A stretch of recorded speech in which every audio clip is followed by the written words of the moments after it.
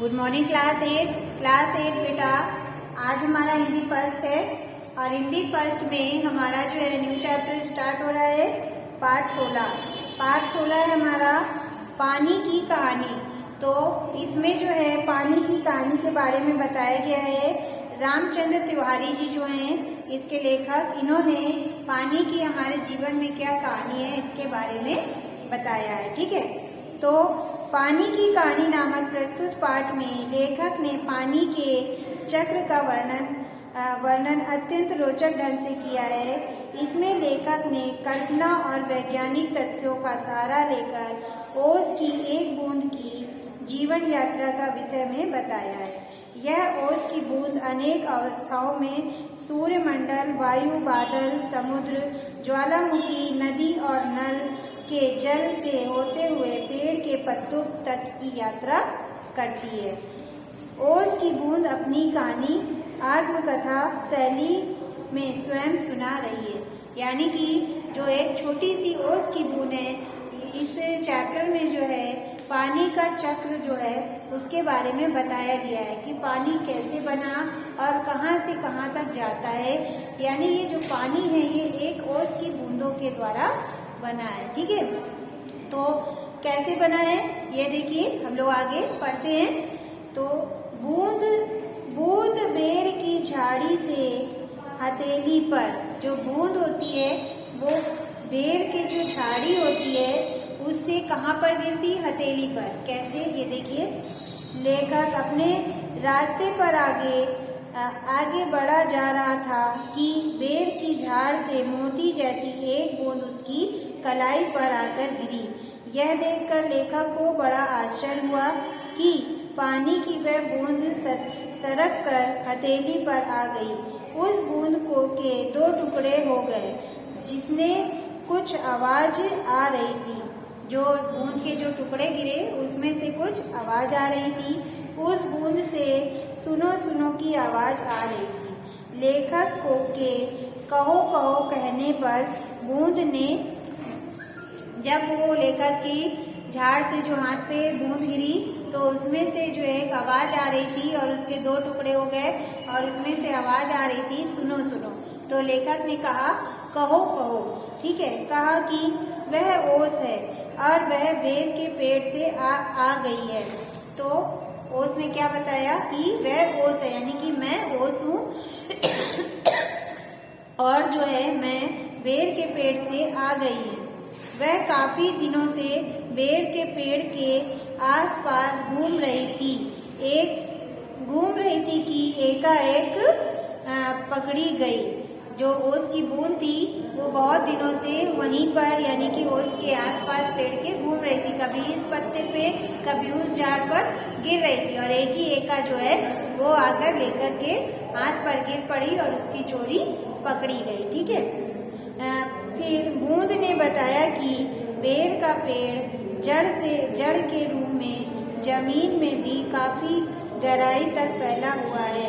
उसकी जड़ों के रोए उसके जैसे जल कणों के बल पूर्वक पृथ्वी से खींच लेते हैं। उस पेड़ को बड़ा बनाने के लिए उसके जैसे अनेक बाह्य ने प्राणों का त्याग किया है। वह बूंद भी एक दिन भूमि के खनिजों को अपने में घोले आनंद से घूम रही थी कि उसे एक रोए ने अवशोषित कर लिया। ऐसा लगा कि फिर से उसे कोई आगे को धक्का दे रहा है। आगे से एक बूंद उसका हाथ खींचकर ऊपर ले जा रही थी। यह बूंद 3 दिन तक किसी तरह कठिनाई सहकर जैसे तैसे पत्ते के नन्हे छेदों से होकर निकल भागी। उस समय सूर्य अस्त हो चुका था, इसीलिए बूंद वायुमंडल में न उड़ सकी। वह अपने भाग्य पर भरोसा कर पत्तों कर रुकी रही। मतलब कि जो बूंद थी वो जब सूर्य अस्त हो गया था तो वो जो जड़ों तक, उसके कई भाई जो उसकी जड़ तक पहुंच चुके थे, लेकिन वो वहां से भागती हुई एक पत्ते से दूसरे पत्ते पर जान बचाती हुई जीवित रही। क्योंकि अगर वो जाए उस जो सूर्य अस्त न होता तो वो वायु बनकर उड़ जाती, लेकिन वह बूंद बनी रही। तो वह अपना भरोसा नहीं खो रही थी और वह उस पत्ते से इस पत्तों पर अपनी जान को बचाती रही। बूंद के पुखरे सूर्यमंडल में, यानी कि जो बूंद के पुखरे होते हैं वो सूर्यमंडल पर कैसे गए, ये देखिए। विचित्र घटनाओं से परिपूर्ण अपने जीवन के विषय में सुनाते हुए बूंद कहती है कि बहुत पहले उसके बूंद के पुखरे हरजरंद हाइड्रोजन और ओसजन ऑक्सीजन नामक दो गैस सूर्यमंडल में लपटों के रूप में विद्यमान थी। और यह उस समय की बात है जब ब्रह्मांड में उथल पुथल मची थी और अनेक ग्रह उपग्रह बन रहे थे। बूंद के पुखरे सूर्य के धरातल पर नाचते रहे थे। एक दिन सूर्य से लाखों गुना बड़ा प्रकाश पिंड सूर्य की ओर बढ़ने लगा। उसकी आकर्षक शक्ति से सूर्य का एक भाग टूट कर गिर गया। यह भाग कई टुकड़ों में टूट गया। उन्हीं टुकड़ों में से एक हमारी पृथ्वी भी है। आग का गर्म गोला ठंडा हुआ। हाइड्रोजन और ओसोजन यानी कि ऑक्सीजन की क्रिया के फलस्वरूप दोनों का कोई अस्तित्व न बचा और वह बूंद पैदा हुई। जब हाइड्रोजन और ऑक्सीजन का कोई अस्तित्व न बचा तब वह बूंद जो है पैदा हुई। यह भाप के रूप में पृथ्वी के आसपास घूमती रही और होश आने पर बर्फ के रूप में स्वयं को पाया। बूंद का आकार अब 70वें भाग के बराबर ही रह गया था। चारों ओर फैली बर्फ पर जब सूर्य की किरणें पड़ती तो सूर्य बिखर जाता था। वहां हम कई लाखों वर्षों तक आनंद पूर्वक जीवन बिताते रहे। यानी कि जब तक बर्फ बन गई, जब वो बर्फ बन जाती है तो जब तक सूर्य की किरणें वहां नहीं पड़ती तो वह बर्फ ही बनी रहती है, और जब पड़ती है तो वो बिखर जाती है। तो कई वर्षों तक वो वहां पर अपना जीवन बिता लेती है। ठोस बूंद पहुंची समुद्र में, और फिर जब ये ठोस बूंद बच गई वहां से तो वह समुद्र तक कैसे पहुंची, ये आप देखिए। बूंद को एक दिन ऐसा लगा जैसे वह सरक रही हो। बड़ी कोशिश के बाद पता चला कि बूंद के नीचे वाले भाई दबकर पानी बन चुके हैं। उनका ठोस शरीर तरल बन चुका है। यानी बूंद ये सोच रही थी कि हम कैसे खसक रहे हैं, सिरक रहे हैं, लेकिन जब उन्होंने देखा कि उसके नीचे के जो भाई हैं वो दब चुके हैं और तरल बन चुके हैं, कि बूंद के नीचे बन चुके हैं कुछ। यह ठोस बूंद किसी बहते बहते समुद्र में जाकर गर्म धारा से मिल गई। उस गर्म धारा को ठंडक पहुंचाने के क्रम में वह पिघल कर पानी बन गई।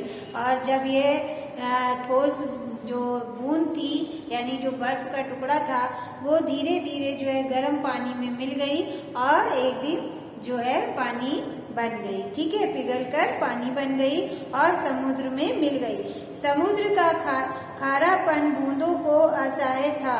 उसका जी मचलाने लगा, पर धीरे धीरे सब सहन होने लगा। समुद्र इतना खारा था कि वह जो वहां पे उसका जी मचलाने लगा, लेकिन धीरे धीरे बूंद ने सब जो है सब सहन करना चालू कर दिया। बूंद चली समुद्र की तरह। जब बूंद जो है समुद्र में मिल गई तो वह समुद्र की तरह चलने लगी। और कैसे? लंबे समय तक समुद्र की सतह पर घूमने के बाद बूंद का मन उसकी तह में जाने को हुआ। मार्ग में उसे विचित्र जीव जंतु मिले। उसने धीरे धीरे रेंगने वाले घेंघों, जलधारी मछलियां, कई मन भारी कछुए, मनुष्य से कई गुना लंबी 8 हाथों वाली मछलियां, प्रकाश युक्त सुंदर मछलियां देखी। समुद्र की तरह में तह में बूंद ने छोटे ठिकने मोटे पतले पत्ते वाले पेड़ देखे। वहाँ भी पहाड़ियों और घाटियां हैं जिनमें नाना प्रकार के निपट, आंधे और महाआलसी जीव रहते थे। बूंदों के को उस ऊपर आने में 3 मील दूरी तय करनी थी, इसलिए वहाँ ऊपर आने के बजाय समुद्र की गहराई में ही धंसती चली गई। यानी कि बूंद ऊपर आने को सोच रही थी, लेकिन उसको 3 मील की दूरी तय करनी पड़ी थी, इसलिए वह समुद्र की तह में ही धंसती चली गई। और जो समुद्र में जीव जंतु थे उन सबको देखती रही कि इसमें क्या क्या चीज इस समुद्र में पल रहे हैं। ठीक है, ज्वालामुखी विस्फोट से बूंद पहुंची पहाड़ पर।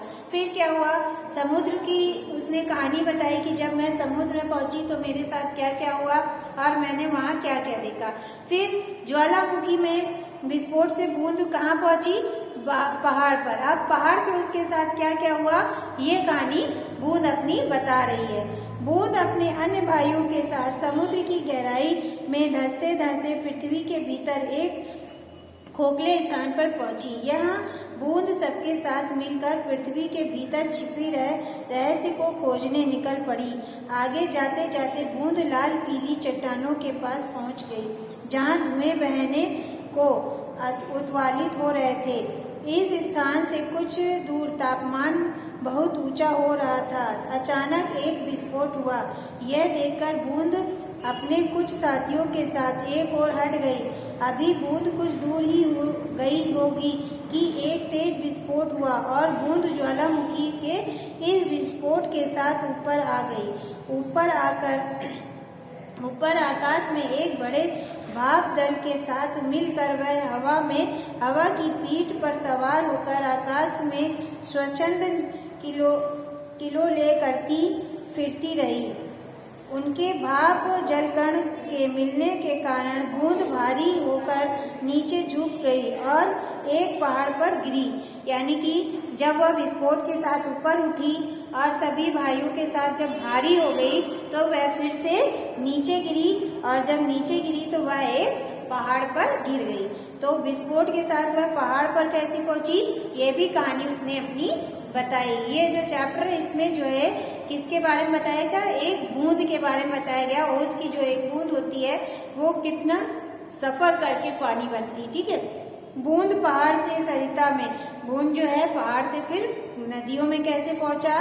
बूंद पहाड़ों में एक पत्थर से दूसरे पत्थर पर कूदने और किलकारी मारने लगी। बूंद और उसके दोस्त एक चट्टान पर कूदे। इस प्रहार से चट्टान टुकड़ा खंड खंड हो गया।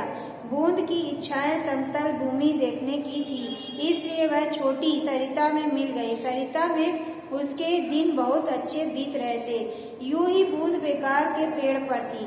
सरिता में बहती बूंद एक नगर के पास पहुंची। वहां उसे एक मोटे नल ने खींच लिया। कई दिन तक उसमें भटकने के बाद उसे एक जगह टूटा होने के कारण वह मोटे नल से भाग निकली और जमीन पर आ गिरी। बूंद पृथ्वी में समा गई और घूमते घूमते इस के पेड़ के पास आ गई।